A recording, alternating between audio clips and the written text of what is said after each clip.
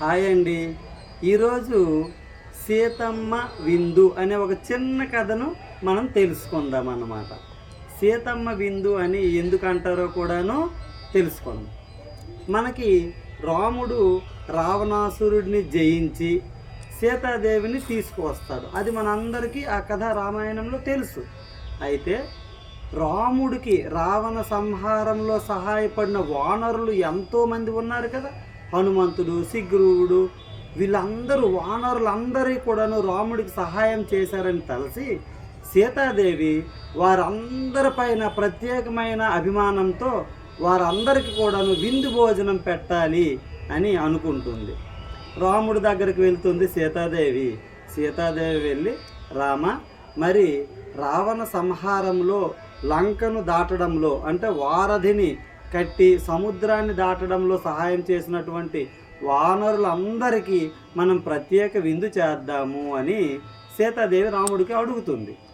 అప్పటికి రాముడు అంటాడు, ఇంతమందికి విందు పెట్టడం చాలా కష్టం సీత, మరి దానిని మానుకో, ఎవరో ఒకరిద్దరికి పెట్టు ముఖ్యులకి అని అంటే, లేదండి మీకు సహాయం చేసిన అందరికీ విందు చెయ్యాలి, విందు పెట్టాలని నాకు ఉంది అని అంటుంది.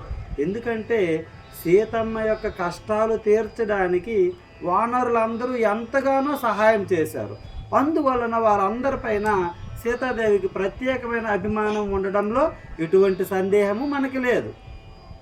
అయితే ఒక మంచి రోజు చూసుకొని వానరులందరికీ వానరు రాజు అయిన సుగ్రీవుడికి కబురు పెడుతుంది, మీ అందరికీ సీతాదేవి మంచి విందు భోజనం పెడుతుంది అని అంతటికి వానరులందరూ కూడాను అయోధ్యకు వచ్చేస్తారు. మనకు తెలుసు వానరులు అడవిలో ఉండేవాళ్ళు, ఎప్పుడు దుంపలు, అరటి పండ్లు, ఈ ఫలాలు తిని బ్రతికేటి వాళ్ళు కదా. కానీ సీతాదేవి ప్రత్యేకమైన విందు అనేటప్పటికీ అందరూ కలిపి వచ్చేస్తారన్నమాట. వచ్చేసి అమ్మ ఈరోజు విందు రెడీ చేస్తుందని ఒక్కొక్కరు అన్నమాట ఆ వేదికను, షామియానాలు, టెంట్లు అంటారు కదా, అలా కూర్చునేందుకు అనమాట భోజనశాల సిద్ధం చేస్తుంటారు.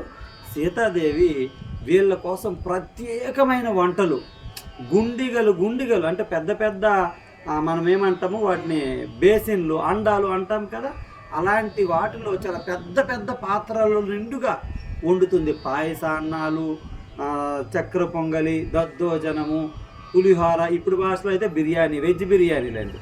వాళ్ళు నాన్ వెజ్లు ఏమి తినరు కదా, కనుక అన్ని ఐటమ్స్, అన్ని రకాలు తయారు చేస్తుంది సీతాదేవి. అయితే అందరిలోకి సీతమ్మకి ప్రత్యేకమైన అభిమానము హనుమంతుడంటే. ఎందుకు?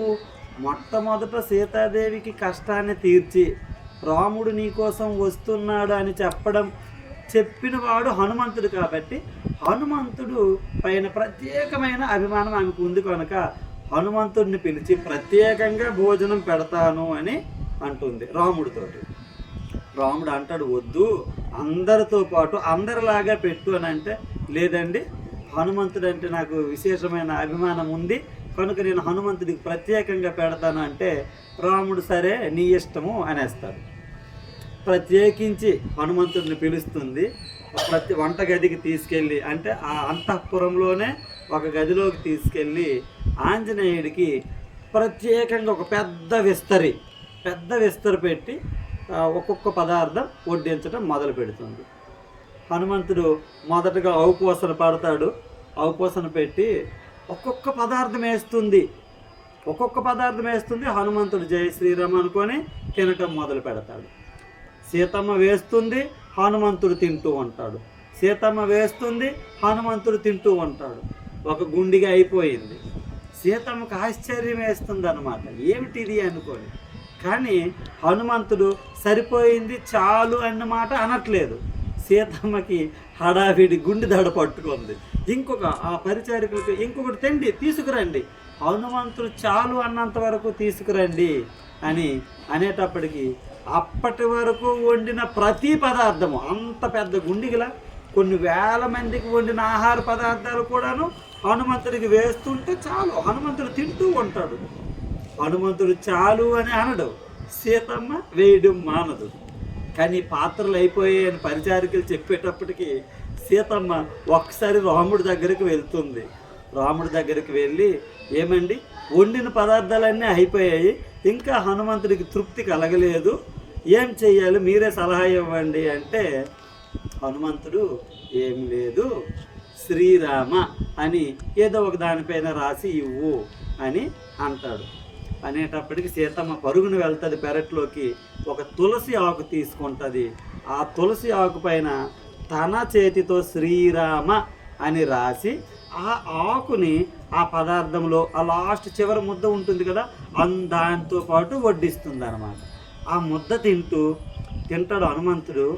ఎంత తృప్తిగా ఫీల్ అవుతాడో అంటే, అమ్మయ్యా ఏంటోనమ్మా, ఇప్పటి వరకు తిన్న పదార్థాలన్నింటిలోకి ఈ పదార్థం చాలా బాగుంది, అద్భుతంగా ఉంది, నాకు తృప్తి అయింది, చాలు తల్లి అని అంటాడు.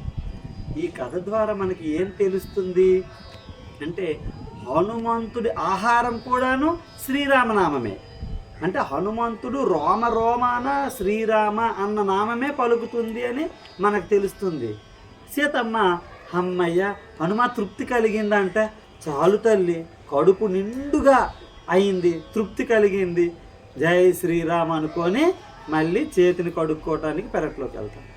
ఇప్పుడు మిగతా వానరులందరూ రెడీ అయిపోతున్నారు కుర్చీలు సర్దుకొని కదా, వాళ్ళందరి కోసం కూడాను వెంటనే భటులు పరిచారికలతోటి మళ్ళీ క్షణాలలో వంటను తయారు చేస్తుంది.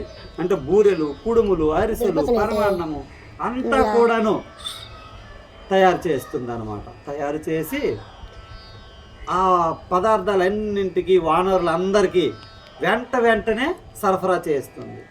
అంటే పనస పొట్టు కూర, ఆనపకాయ కూర, బీరకాయ కూర, కాకరకాయ కూర, ఇది అది అని లేదు, అన్ని రకాల వెజిటబుల్స్ అంటే భూమిపై దొరికే అన్ని రకాల కూరలతో సహా వంటలు వడ్డిస్తూ ఉంటుంటుంది. ఓనర్లు అందరూ తృప్తిగా భోంచేస్తూ ఉంటారు, సందడిగా. ఒకడు వాడి పక్కది తీసుకొని వీడి తింటాడు, వీడి పక్కది తీసుకొని వాడు తింటూ ఉంటాడు. ఇంతలో ఒక వానరుడు ఏదో వాడు తింటున్న దాని నుండి పైకి ఎగిరిపోతుంది. దాన్ని పట్టుకోవడం కోసం పైన మొదలే కోతులు కదండి, పైకి ఎగిరి అందుకుంటాడు. పక్కోడు చూస్తాడు, నువ్వు అంత దూరం ఎగిరావా అనేసి నేను ఇంకా ఎగురుతాను అని ఇంకొకడు ఎగురుతాడు. వాడిని చూసి ఇంకొకడు ఎగురుతూ ఉంటాడు. ఈ విధంగా ఒకరి తర్వాత ఒకరు పైకి ఎగురుతూనే ఉంటారన్నమాట. ఎగురుతూ ఉంటే చివరికి ఎలా ఉంటుందంటే అంగదుడు కూడాను పైకి ఎగురుతాడు. అది చూసి సుగ్రీవుడు కూడా నువ్వు అంత దూరం ఎగిరావా, నేను ఎగురుతాను అని ఎగురుతాడు. జాంబవంతుడు ఎగురుతాడు. చివరకు ఎలాగుందంటే హనుమంతుడు కూడా పైకి ఎగిరేటప్పటికి ఆ పందిరి కూలిపోయి మొత్తం బెంచీలన్నీ కకావికలం అయిపోతాయి. ఇంతకీ ఏంటి సందడి అని రాముడు వచ్చి ఎందుకు మీరందరూ ఇలా ఎగురుతున్నారు అని అడుగుతాడు. లేదు హనుమ నువ్వెందుకు ఎగిరావు అంటే, జాంబవంతుడు ఎగిరాడు, నేను ఎగిరాడు. జాంబా నువ్వెందుకు ఎగిరావు, సుగ్రీవుడు ఎగిరాడు కాబట్టి నేను ఇంకా పైకి ఎగిరాను.